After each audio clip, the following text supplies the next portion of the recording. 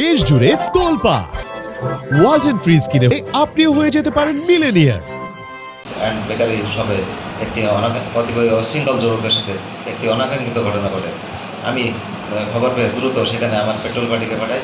তারা পরিস্থিতি কন্ট্রোল করার চেষ্টা করে, কিন্তু পরিস্থিতি আরও অবনতি ঘটলে আমি দ্রুত আমার সঙ্গীয় ভেড়ামারি থানার আরও অফিসার ফোর্স সহকারে ঘটনাস্থলে যাই এবং পরিস্থিতি এক পর্যায়ে স্বাভাবিক করি এবং জনজীবন স্বাভাবিক পর্যায়ে চলাফেরা স্বাভাবিক পর্যায়ে সক্ষম হই।